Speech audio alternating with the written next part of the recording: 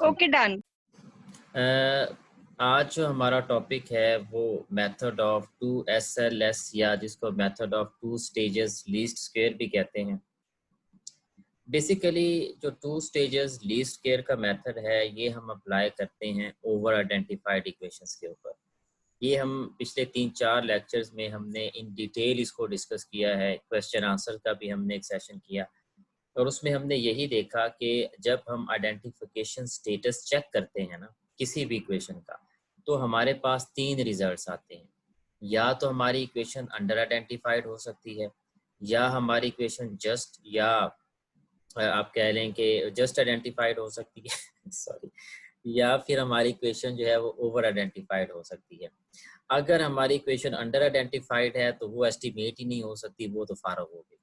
फिर उसके बाद हमारे पास एक इक्वेशन आती है जो कि जस्ट आइडेंटिफाइड होती है, तो उस पर हम indirect least square method apply करेंगे। और लास्ट लेक्चर के अंदर इनडायरेक्ट लीस्ट स्क्वायर मेथड का एक जो प्रोसेस था किस तरह से करते हैं with numerical example we have discussed. आज हम ये देखेंगे कि अगर हमारी जो इक्वेशन है एस्टिमेशन प्रोसेस के अंदर हम उसको देखते हैं, उसकी आइडेंटिफिकेशन चेक करते हैं, तो हमें पता चलता है कि वो हमारी इक्वेशन ओवर आइडेंटिफाइड है। ओवर आइडेंटिफाइड से मुराद ये है कि हमारी जो रिड्यूस्ड फॉर्म है, रिड्यूस्ड फॉर्म पैरामीटर्स जो हैं वो ज़्यादा हैं और स्ट्रक्चरल पैरामीटर्स कम है। फॉर एग्जांपल हमारे जो रिड्यूस्ड फॉर्म कोफिशिएंट्स है, यानी हमारे पास जो पाइज हैं वो ज़्यादा हैं रिड्यूस्ड फॉर्म पैरामीटर्स जो हैं, और दूसरी तरफ हमारे पास जो स्ट्रक्चरल पैरामीटर्स हैं वो कम है, यानी पाई ज़्यादा है और structural parameter for example betas जो हैं वो कम है। तो जब ये सूरत हाल होगी तो इसका मतलब ये होगा कि ज़्यादा रिड्यूस्ड फॉर्म इक्वेशंस या पैरामीटर से हम कम स्ट्रक्चरल पैरामीटर्स की कोई यूनिक वैल्यू फाइंड आउट नहीं कर सकेंगे। होगा क्या, हमारा जो बीटा होगा फॉर एग्जांपल कोई भी एक बीटा हो सकता है, या एक से ज़्यादा बीटाज हो सकते हैं, उनकी जो वैल्यूज़ होती हैं वो एक से ज़्यादा आ जाती हैं। फॉर एग्जांपल बीटा 1 की एक वैल्यू आ जाती है π4/π2, दूसरी वैल्यू आ जाती है π3/π2। तो इस तरह हम कोई यूनिक सोल्यूशन जो है ना वो नहीं निकाल सकेंगे। तो उसके लिए सबसे बेस्ट हमारे पास जो मेथड होता है एस्टिमेशन के लिए, वो 2 स्टेजेस लीस्ट स्क्वायर मेथड होता है। अब इसके ज़रा नाम को अगर आप देखो, 2 स्टेजेस लीस्ट स्क्वायर, यानी लीस्ट स्क्वायर क्या है, हमारे पास OLS मेथड है। लीस्ट स्क्वायर होता ही OLS मेथड है, ordinary least square method. Least square method है, लेकिन we have to apply OLS in 2 stages. हम 2 स्टेजेस के अंदर OLS को अप्लाई करेंगे, इसी वजह से इसको जो है ना वो 2 स्टेजेस लीस्ट स्क्वायर का जो है ना वो नाम दिया जाता है। यहाँ पे एक बात आप लोगों को क्लियर होनी चाहिए कि we are dealing with simultaneous equation models. Simultaneous equation models के अंदर जो डायरेक्ट OLS की एप्लीकेशन होती है वो तो मुकम्मल तौर पे नहीं हो सकती। मतलब आप डायरेक्ट कभी भी OLS मेथड अप्लाई नहीं कर सकते। या तो आप इनडायरेक्ट मतलब मेथड अप्लाई करोगे जो कि जस्ट आइडेंटिफाइड इक्वेशंस के लिए हैं, या फिर आप जो है ना वो 2 स्टेजेस में OLS को अप्लाई करोगे, तो वो 2 स्टेजेस लीस्ट स्क्वायर का जो है ना वो एक मेथड बन जाएगा। अब इसमें करेंगे क्या हम, जो 2 स्टेजेस लीस्ट स्क्वायर मेथड है उसका हमारा प्रोसीजर क्या होगा। फर्स्ट स्टेज हमारे पास जो होगी वो वही होगी कि हम रिड्यूस्ड फॉर्म इक्वेशंस जो है ना वो फाइंड आउट करेंगे। जो भी हमारे पास मॉडल दिया गया होगा उसका सबसे पहले हम रिड्यूस्ड फॉर्म जो इक्वेशंस होगी वो फाइंड आउट कर लेंगे। फिर उसमें से भी हमारी जो कंसर्न्ड इक्वेशन होगी, जो कि ओवर आइडेंटिफाइड इक्वेशन होगी हमारे पास, उसको बेसिकली हमने 2SLS मेथड से जो है ना वो एस्टिमेट करना होता है। तो वो जो हमारी कंसर्न्ड इक्वेशन होगी उसको फिर हम एस्टिमेट करेंगे OLS मेथड के ऊपर। अब ये हमारे पास आ गई, आप कह लें कि फर्स्ट स्टेज लीस्ट स्क्वायर आप इसको कह सकते हैं, यानी फर्स्ट स्टेज, या इसको फर्स्ट SLS आप कह सकते हो, first stage of least square. यानी ये पहली स्टेज है जहाँ पे जो है ना वो हम लीस्ट स्क्वायर का मेथड जो है ना वो अप्लाई करेंगे। उसके बाद जब आप यहाँ पे एस्टिमेट ले लोगे, OLS मेथड अप्लाई कर लोगे, फिर आप क्या करोगे, फिर आप रिप्लेस करोगे structural equation of endogenous variable को एक आपका जो डमी आप या प्रॉक्सी आपके पास होगा इंस्ट्रूमेंटल वेरिएबल जो है। यानी वो क्या होगा, वो मैंने लास्ट भी आप लोगों को बताया था, यानी वो होगा कि आपका y जो है वो बराबर होगा y हैट प्लस रेजिजुअल, यानी estimated Y plus estimated error term. तो आपके पास जो भी ओरिजिनल आपका जो है ना वो वेरिएबल होगा, उसको आप इस पे जो है ना वो रिप्लेस कर दोगे। जब आप इससे रिप्लेस करोगे तो ये जो वाई हैट होगा ना हमारे पास फर्स्ट स्टेज के अंदर, ये इस एरर टर्म से फ्री हो जाएगा, यानी अब इसके दरमियान किसी किस्म का कोई कोवेरियंस जो है ना वो एग्जिस्ट नहीं करेगा। तो जब हम इसको अप्लाई करेंगे तो ये आप कह लें कि हमारी रिप्लेसमेंट हो जाएगी वहाँ पे हमारे ओरिजिनल वाई, जो कि हमारी एरर टर्म के साथ कोवेरियंस बना रहा था पहले। अब वो जो कोवेरियंस पहले वाई बना रहा था उसको हमने उस वाई के साथ रिप्लेस कर दिया जिसका एरर टर्म के साथ कोई कोवेरियंस जो है ना वो नहीं बनता। वो इस वजह से नहीं बनता क्योंकि जब हमने रिड्यूस्ड फॉर्म बनाई थी तो रिड्यूस्ड फॉर्म के अंदर हम करते ही यही हैं कि जो हमारा एंडोजिनस वेरिएबल है उसको हम लेफ्ट साइड पे ले आते हैं, और जो हमारा प्री डिटर्मिन्ड वेरिएबल्स होते हैं सिर्फ वही राइट साइड पे जो है ना वो रह जाते हैं। तो इसी वजह से जो रिड्यूस्ड फॉर्म इक्वेशंस होती हैं they are considered free from the influence of error terms, यानी वहाँ पे जो एक्सप्लेनेटरी वेरिएबल होता है या राइट साइड पे जो वेरिएबल होता है वो एरर टर्म के इन्फ्लुएंस से जो है ना वो फ्री होता है। फिर क्या करेंगे, जब उसको एस्टिमेट आप कह लें कि इंस्ट्रूमेंटल वेरिएबल के साथ रिप्लेस कर देंगे या प्रॉक्सी से रिप्लेस कर देंगे, जो कि हमारे पास वाई हैट प्लस ई हैट होगा। तो ये करने के बाद हम दोबारा सेकंड स्टेज पे ओएलएस मेथड अप्लाई करेंगे। तो जब सेकंड स्टेज पे हम ओएलएस मेथड अप्लाई करेंगे अगेन, तो this would be the method of two stages least square. ये सारी फिलॉसफी है टू स्टेजेस लीस्ट स्क्वायर की। Now look at the example. हम अब एग्जाम्पल की तरफ आते हैं, and this is the example we are given in the Gujarati book of basic econometrics and advance econometrics. Look at this model. We have income function and we have money supply function. अब यहाँ पे आपका फिर Naila के question आएगा, तो मैं उसको पहले ही एक्सप्लेन कर देता हूँ कि ये खाली जगह क्यों है। नीचे तो खाली जगह नहीं दी हुई, और फिर ये खाली जगह क्यों है, ऊपर तो कोई खाली जगह नहीं है। तो बेसिकली ये जो स्पेस दिया गया है ये डिस्टिंक्शन देने के लिए दिया गया है। डिस्टिंक्शन से मुराद ये है कि यहाँ तक जो वेरिएबल है वो एंडोजिनस है, यहाँ तक एंडोजिनस वेरिएबल है, आगे जो है वो प्री डिटर्मिन्ड वेरिएबल स्टार्ट हो रहे हैं। सॉरी ये यहाँ तक y2 भी जो है ये आपका एंडोजिनस वेरिएबल होगा। सॉरी, तो ये आपका जो स्पेस है बेसिकली ये एंडोजिनस और जो प्री डिटर्मिन्ड वेरिएबल है ना उनको सेपरेट करने के लिए जो है ना वो किया गया। यानी यहाँ तक अगर आप देखें तो आपके एंडोजिनस वेरिएबल्स आ रहे हैं यहाँ तक, और इसके बाद आपके प्री डिटर्मिन्ड वेरिएबल्स आ रहे हैं। y1 है नहीं, तो इसी वजह से आप कह लो कि स्पेस दे दी गई है, क्योंकि y2 फर्स्ट इक्वेशन के अंदर है लेकिन y1 नहीं है, तो इसी वजह से यहाँ पे आप कह लो कि स्पेस दे दी गई है। और यहाँ पे कोई एक्सप्लेनेटरी वेरिएबल नहीं है, तो इसी वजह से यहाँ पे जो है ना वो स्पेस छोड़ी गई है, और कोई मसला नहीं इसके अंदर। सो आप देखें तो ये आपके पास टू इक्वेशंस हैं, और इन टू इक्वेशंस की जब आप बात करते हो तो look at the first equation. इस फर्स्ट इक्वेशन के अंदर हमारे पास एक एंडोजिनस वेरिएबल है और वो एंडोजिनस वेरिएबल है y2। ठीक है जी। अब इस y2 को रिप्लेस करने के लिए आप अगर दूसरी इक्वेशन में देखें तो कोई भी आपके पास इंस्ट्रूमेंटल वेरिएबल नहीं है जिसके साथ आप इसको रिप्लेस कर सकें। So income function is unidentified, तो ये फारो हो गई। अब आते हैं जी दूसरे मॉडल की तरफ।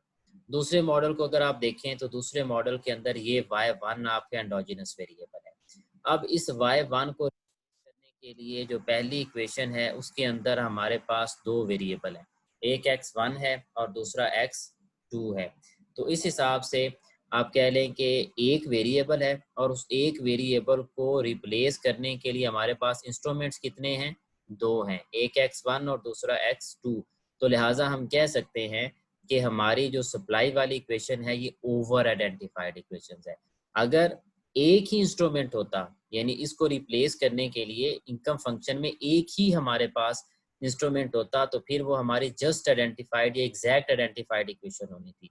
लेकिन यहाँ पे क्या है कि इस y को इन दो के साथ रिप्लेस किया जा सकता है, एक वेरिएबल को दो वेरिएबल से रिप्लेस किया जा सकता है। So this would be the over identified equation. अब अगर ये ओवर आइडेंटिफाइड इक्वेशन है, so we will have to use the method of two stages least square. तो टू स्टेजेस लीस्ट स्क्वायर का मेथड हम कैसे अप्लाई करेंगे?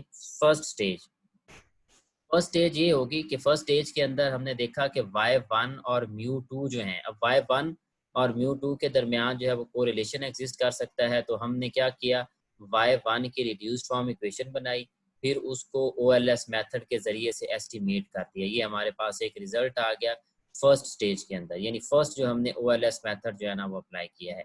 फिर हमने क्या किया, फिर हमने ये किया कि चूँकि हमारे पास जो ओरिजिनल हमारे पास y की वैल्यू होती है, ये मैंने अभी आपको पहली मीटिंग के अंदर इन डिटेल बताया कि हमारी जो ओरिजिनल y होता है ना, ये बराबर होता है estimated y plus estimated error term.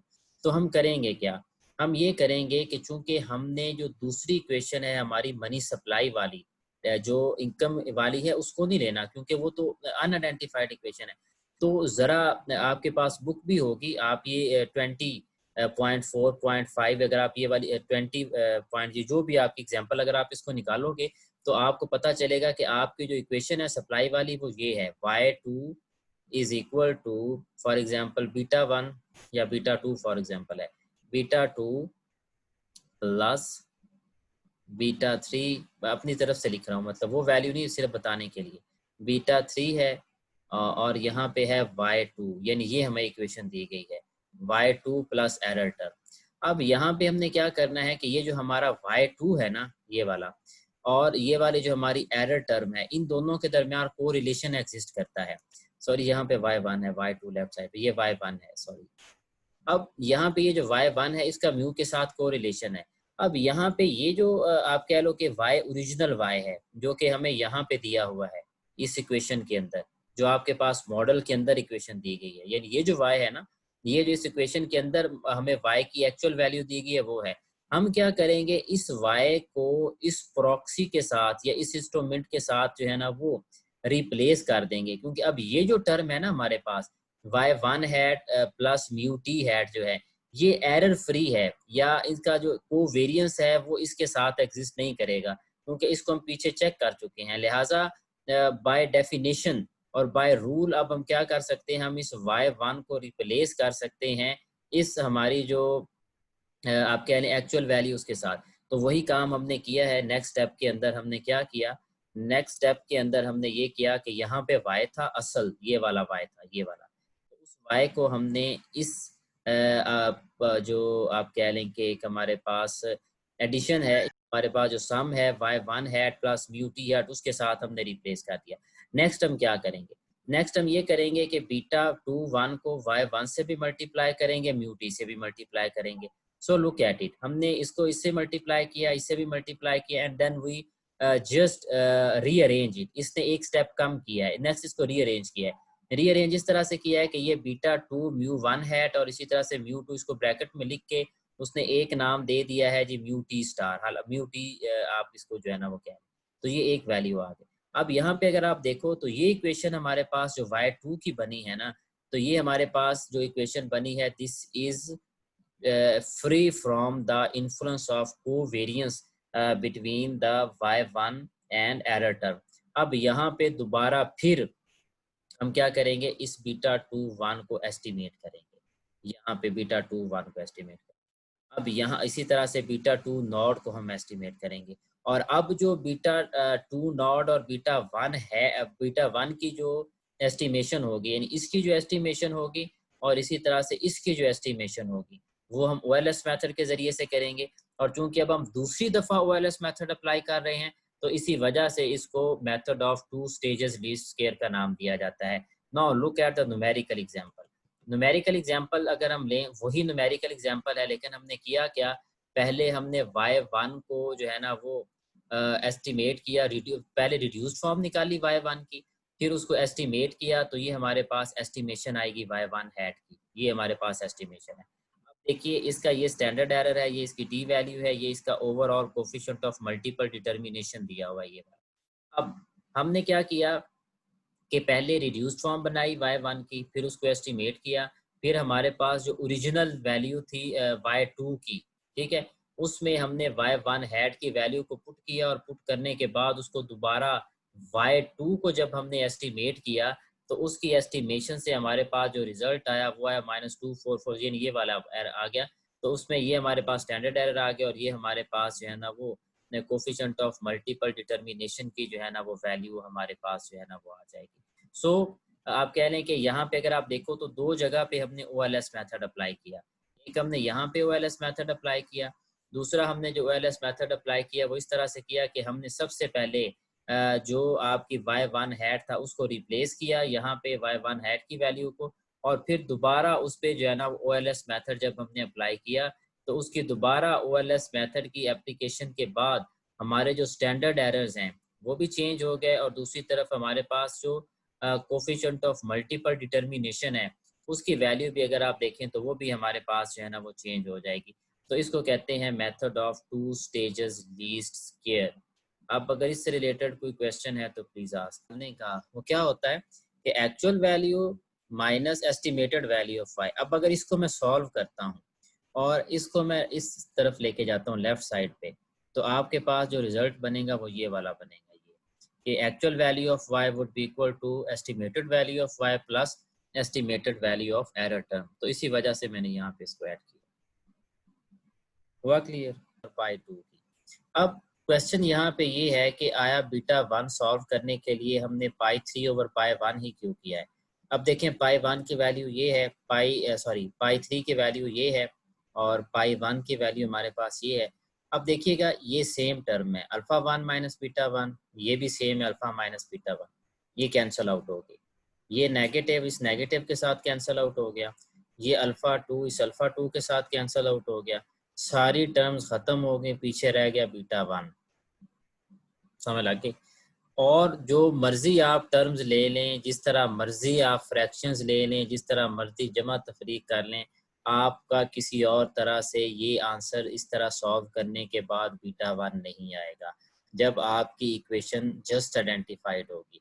अब चूंकि ये हमारे जस्ट आइडेंटिफाइड इक्वेशन में हमने बीटा सॉल्व करने का ये फार्मूला देखा था, तो चूंकि यहाँ पे हमारे जो रिड्यूस्ड फॉर्म कोफिशिएंट्स होते हैं और जो स्ट्रक्चरल पैरामीटर्स होते हैं उनकी जो वैल्यूज होती नंबर्स होते हैं, number of reduced form coefficients and number of जो हमारे स्ट्रक्चरल पैरामीटर्स होते हैं, ये चूंकि इक्वल होते हैं तो हम एक यूनिक सोल्यूशन जो है ना वो फाइंड आउट कर सकते होते हैं। लेकिन जो आज हमने पढ़ा उसमें हमारे पास बीटा 1 की जो वैल्यू होती है वो 1 से ज़्यादा आती है। तो जब बीटा 1 की वैल्यू 1 से ज़्यादा आएगी तो जो बीटा 1 होता है वो आपका डिनोमिनेटर में आ रहा होता है। तो इसका मतलब ये है कि जितने भी हमारे रिड्यूस्ड फॉर्म इक्वेशंस बनेगी उन सब के रिजल्ट्स जो है ना वो 1 से ज़्यादा आएंगे, दो रिजल्ट्स आएंगे, तो कभी भी हम एक यूनिक सोल्यूशन की तरफ जो है ना वो नहीं जा सकेंगे। तो इसी वजह से हम to stages least square method जो है ना इसके लिए अप्लाई करते हैं। आई थिंक अब क्लियर हो गया।